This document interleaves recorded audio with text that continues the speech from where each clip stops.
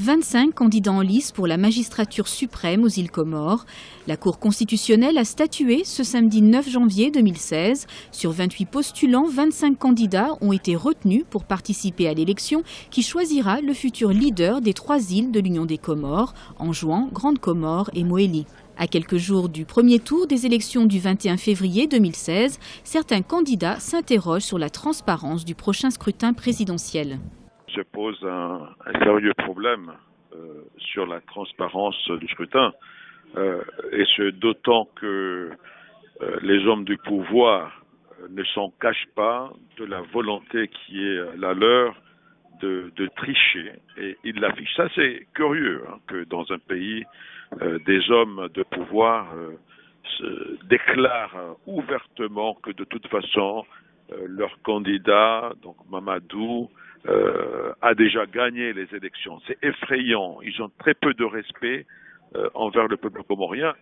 Nous allons prendre toutes les dispositions pour limiter la fraude ou empêcher que cette fraude ait lieu. De son côté, l'ancien président des Comores, Azali Assoumani, ambitionne de reprendre les rênes du pays par la voie des urnes. Actuellement, il est en pleine campagne électorale.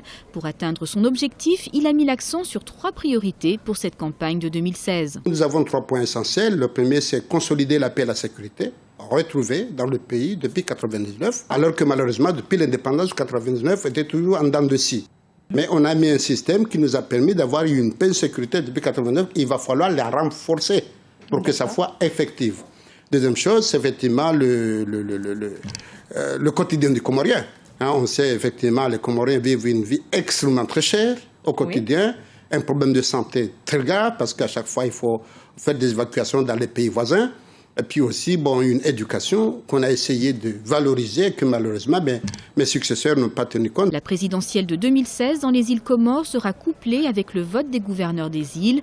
Seuls les 3 candidats arrivés en tête pourront se présenter au second tour du 18 avril 2016.